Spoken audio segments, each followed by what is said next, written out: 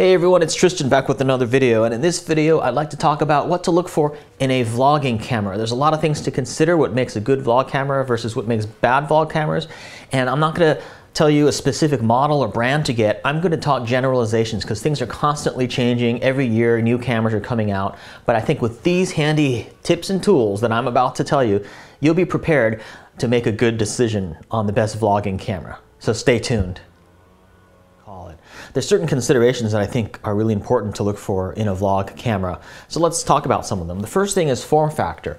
For video logs, you want a small camera that can fit in a pocket or purse really easily, that you can really take with you places almost everywhere you go, and have it incorporate pretty easily into your daily life.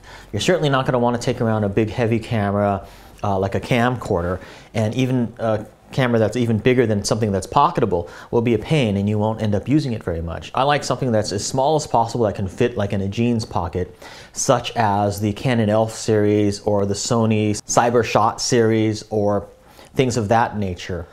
Also, of course, a smartphone like an iPhone works pretty well, but there are some negatives with the iPhone that you don't find on some actual dedicated cameras. For instance, the iPhone lens is not very wide, so when you're vlogging and shooting yourself, you know, you might be right up in your face when you look at the video, or you might have to hold it like way out here to have it even look good. So that's really a consideration. I do like the iPhone a lot because you have the front camera and you can see yourself when you're vlogging. However, the angle on it is not very wide. I much prefer a camera with a wider angle lens of at least 26 millimeters or wider.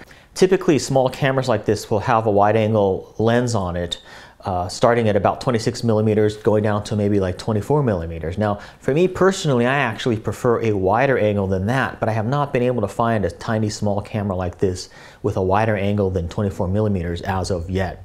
But for me personally, I would prefer probably about a 20 millimeter angle on my camera. But with a 24 millimeter, I don't think you really have to worry too much. You can hold it up like this and you don't have to like extend your arm like totally out like this, like you see some people doing.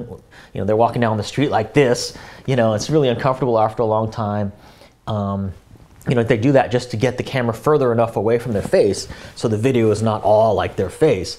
With a 26 to 24 millimeter wide angle lens, you know, you don't necessarily have to do that as much. You could just hold it at a more comfortable length from your face. Now, with a wider angle lens like a 20 millimeter, it'll be even better in terms of the angle of view and what viewers see when you're holding it up to your face. I have tried some even wider angle lenses, but I don't recommend going wider than about probably 18 millimeters or something. I've seen some wide angle adapters and stuff like that.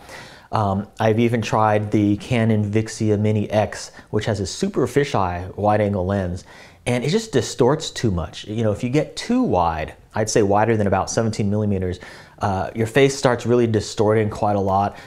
The walls around you and the straight lines around you look really distorted.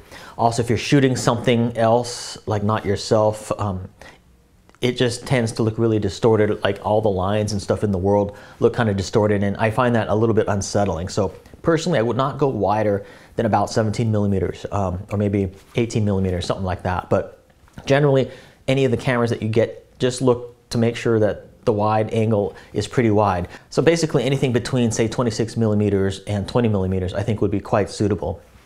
Another important thing you want to consider is image stabilization. Make sure the camera does have some image stabilization. That helps a lot. That way, if you're walking down the street and vlogging, it's not going to be all shaky. You know, it's impossible to hold the camera completely still while you're moving and walking. With image stabilization, that's going to help quite a bit in terms of stabilizing the image and making it a lot smoother. Don't rely on YouTube's image stabilization because that tends to lower the quality a lot and oftentimes provides a little bit odd results. Next, let's consider audio. All too often I see people's vlogs where the audio is just totally sucky. You can't even hear them hardly, and there's a lot of background noise and they're very low. Try to get a camera with microphone holes on the front surface. I think the current Canon ELPHs have that, and probably other cameras as well. Your audio will be a lot better if you're holding the camera up to you like this, because you're talking to the camera, the mics can pick them up. A lot of cameras have the microphones on top, and that provides sound that's not quite as good. Also, if the microphones are on the top, you really run the risk of covering them up with your finger when you're holding them, and then you'll have totally unusable sound. definitely look for a camera with the microphones on the front. Now, something to be aware of is cameras with microphones on front do tend to be a little bit more sensitive to wind noise. So if you are vlogging outside and it's really windy, you might lose audio in that situation as well because the wind noise will just be overpowering. That's a slight negative with a camera that has microphones in the front. Microphones on the top, the wind won't be as much, but you'll still get wind noise with microphones on the top. However, the sound improvement from having the microphones on the front is really something that I would highly recommend. The sound quality will really be much stronger when you're talking into the camera or even when you're shooting things. Now, a lot of times when people are looking for a camera, they consider things like zoom. A good zoom is certainly handy if you want to shoot things up close and stuff like that, or even take pictures up close. But do make sure it has a good image stabilization feature, because the closer in that you zoom, the more image stabilization is going to come in really handy. Now, you might ask, well, what about the iPhone? It's always with me. Doesn't it make a good vlog camera? Well, I have to say the iPhone or any smartphone can make a good vlog camera in that it's pretty compact, it's with you all the time, so it's very convenient. It has the front camera, and you can see yourself while you're vlogging, which is also a really good convenience. There are some negatives with it, however. The first one I already mentioned is that the lens is oftentimes not wide enough, so you may have to hold it way far out to get a good picture of your face with it. The second thing is the microphones on them tend to not be very good, so you tend to sound a little bit muffled when you're using them.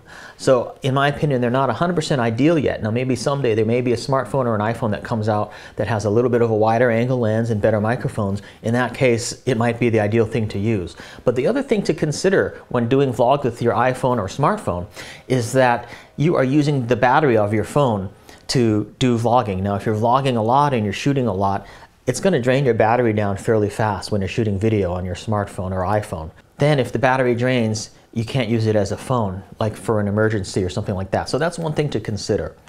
So those were some guidelines and tips to consider when shopping for a vlog camera. I hope this was helpful, and if you have any questions or comments, please feel free to leave them. And if you liked this video, please share it. Thanks a lot for watching, and I'll see you in my next video.